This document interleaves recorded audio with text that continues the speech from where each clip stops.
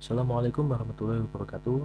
Sebelumnya perkenalkan, nama saya Muhammad Ruluda dengan NIM 14014211180. Di sini saya akan mempresentasikan mengenai hakikat IPA dan karakteristik IPA guna memenuhi tugas mata kuliah pendidikan IPA dengan dosen pengampu Ibu Dr. Sri Sulistyorini MPD dan Ibu Aldina Eka Andriani SPD MPD.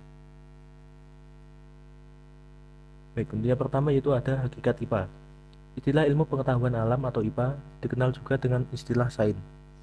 Ketika sains ini berasal dari bahasa Latin, yaitu scientia, yang berarti saya tahu. Dalam bahasa Inggris, kata sains berasal dari kata science, yang berarti pengetahuan. Science kemudian berkembang menjadi social science, dan dalam bahasa Indonesia dikenal dengan ilmu pengetahuan sosial atau IPS. Dan natural science, yang dalam bahasa Indonesia dikenal dengan ilmu pengetahuan alam atau IPA. Jenkins and Whitefield mengatakan bahwa sains merupakan rangkaian konsep yang saling berhubungan yang dikembangkan dari hasil eksperimen dan observasi serta sesuai untuk eksperimen dan observasi berikutnya. Tugas-tugas IPA pada dasarnya terkait dengan observasi. Namun dalam hal ini, konsep IPA merupakan hasil dari kepedulian manusia terhadap suatu masalah yang terjadi di dunia. Seorang ahli IPA atau ilmuwan dapat memberikan sumbangan besar terhadap IPA tanpa harus melakukan percobaan, membuat alat, atau melakukan observasi. Teori Einstein tidak pernah diuji secara eksperimental. Neptunus ditemukan pada awalnya bukan berdasarkan data observasi, melainkan dari hasil berbagai tes. Untuk selanjutnya yaitu ada karakteristik IPA. Sebagai ilmu, IPA memiliki karakteristik yang membedakannya dengan bidang ilmu lainnya. Ciri-ciri khusus tersebut dapat dipaparkan sebagai berikut. Yang pertama yaitu IPA sebagai nilai ilmiah, yaitu kebenaran dalam IPA dapat dibuktikan kembali oleh semua orang dengan metode dan prosedur ilmiah yang dilakukan sebelumnya oleh penemunya. Yang kedua yaitu ada IPA merupakan kumpulan pengetahuan yang telah disistematisasi dan memiliki berbagai macam aplikasi di bidang kedokteran. Masa depan IPA akan ditentukan tidak hanya oleh keberadaan sejumlah besar fakta, tetapi juga oleh munculnya metode ilmiah yang akan diimplementasikan melalui berbagai kerja ilmiah, nilai, dan sikap ilmiah yang spesifik. Kemudian yang ketiga ada IPA adalah suatu teori yang diperoleh dan disusun dengan cara yang khas atau khusus, yaitu melakukan observasi, eksperimentasi, penyimpulan, penyusunan teori, dan lain sebagainya. Kemudian yang keempat ada IPA adalah serangkaian konsep yang saling berkaitan dengan banyak konsep yang telah berkembang sebagai hasil eksperimen dan observasi yang berguna untuk eksperimen dan observasi selanjutnya. Dan yang kelima yaitu ada IPA meliputi 4 unsur yaitu produk, proses, sikap, dan teknologi. Kesemuanya itu dapat dimasukkan ke dalam produk. Proses sendiri adalah metode ilmiah yang meliputi observasi, perumusan hipotesis, desain eksperimen, uji coba atau investigasi, pengujian hipotesis melalui eksperimen, evaluasi, pengukuran, dan penarikan kesimpulan. Selanjutnya, teknologi adalah penerapan metode atau kerja ilmiah dan konsep sains dalam kehidupan sehari-hari. Sikap adalah rasa ingin tahu tentang benda, fenomena alam, makhluk hidup, dan hubungan sebab akibat yang menimbulkan masalah baru yang dapat dipecahkan melalui proses yang benar.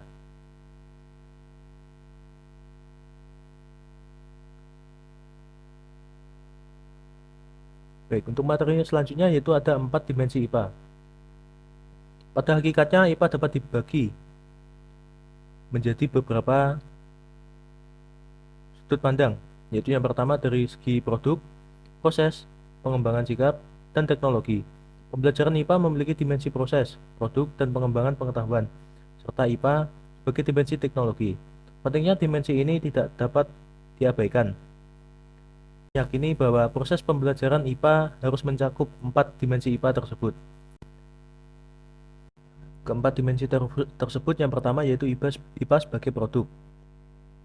IPA adalah sekumpulan hasil eksperimen dan analisis dari kegiatan yang dilakukan oleh para ilmuwan selama berabad-abad. Budio menyebutkan bentuk-bentuk sains meliputi istilah, fakta, konsep, prinsip, dan proses. Untuk IPA yang disebut istilah adalah sebutan, simbol, atau nama benda-benda dan gejala-gejala alam, orang, tempat, dan lain sebagainya. Contohnya adalah malaria, sebutan. Kemudian ada lambda untuk simbol panjang gelombang, dan matahari untuk nama benda. Dimensi yang kedua yaitu IPA sebagai proses.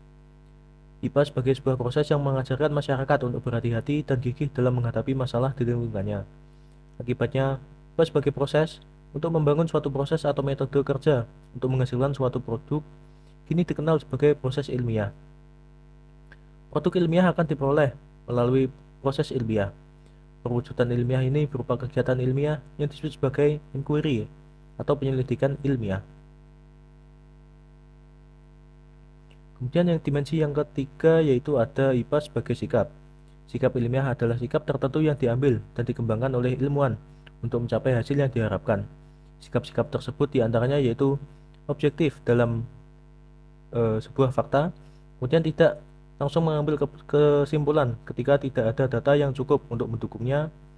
Yang ketiga yaitu berpikir terbuka. Yang keempat yaitu tidak mencampur adukan fakta dengan pendapat.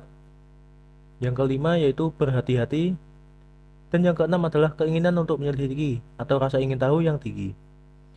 Dimensi yang keempat yaitu dimensi IPA sebagai teknologi.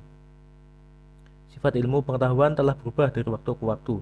Hal ini tidak lepas dari kemajuan penerapan metode ilmiah yang bergantung pada kemajuan teknologi pada saat itu. Kemajuan teknologi dalam kehidupan sehari-hari merupakan aspek penting dalam mempelajari sains. IPA berguna sebagai bekal dalam kehidupan sehari-hari, karena banyak fenomena alam yang tidak dapat diamati secara langsung oleh manusia dengan panca indera, tanpa adanya bantuan dari sebuah teknologi. Maka penggunaan peralatan atau instrumen yang digunakan sangat berpengaruh terhadap kegiatan observasi dan eksperimen. Baik, untuk selanjutnya yaitu ada hakikat IPA dan penerapannya pada konsep IPA kelas 4 SD. Untuk kompetensi awal yaitu jenis-jenis wujud zat dan materi. Kemudian profil pelajar Pancasila yaitu ada beriman, berkebinekaan global, gotong royong, mandiri, kreatif, dan bernalar kritis. Selanjutnya untuk sarana dan prasarana yang dibutuhkan yaitu ada LCD, laptop, PPT, benda cair, berbagai wadah, materi ajar tentang sifat zat cair, buku, dan internet. Selanjutnya untuk target peserta didik yaitu tidak ada kesulitan dalam memahami materi ajar dan memahami dengan cepat dan mencapai tingkat berpikir tinggi atau HOTS. Selanjutnya untuk skema pembelajarannya yaitu pada kegiatan awal dilakukan selama 15 menit di mana guru bisa mengkondisikan kelas, berdoa, melakukan kegiatan literasi, apresiasi, serta memberikan pertanyaan pemantik. Selanjutnya untuk kegiatan ini dilakukan selama 70 menit yaitu peserta didik dibagi menjadi beberapa kelompok. Selanjutnya, kelompok tersebut memperhatikan PowerPoint yang ditanyakan oleh guru. Selanjutnya, peserta didik mendiskusikan materi yang ada di PPT tersebut dengan teman-temannya. Selanjutnya, peserta didik melakukan kegiatan sesuai dengan LKPD yang telah dibagikan oleh guru sebelumnya. Tentunya dalam melakukan kegiatan tersebut, guru harus mendampingi siswa dalam melakukannya, agar tidak terjadi hal-hal yang tidak diinginkan. Selanjutnya, setelah semua LKPD dilakukan, siswa diminta untuk menyampaikan hasil percobaannya tersebut. Lalu bisa diikuti oleh penguatan dari guru tersebut. Selanjutnya, kegiatan penutup dilakukan selama 15 menit, yaitu menyimpulkan isi pembelajaran, melakukan evaluasi pembelajaran, serta berdoa bersama. Baik, inilah daftar pustaka yang saya gunakan untuk menyusun materi pada kesempatan kali ini. Saya kira cukup presentasi dari saya kali ini. Terima kasih. Kurang lebihnya saya mohon maaf. Wassalamualaikum warahmatullahi wabarakatuh.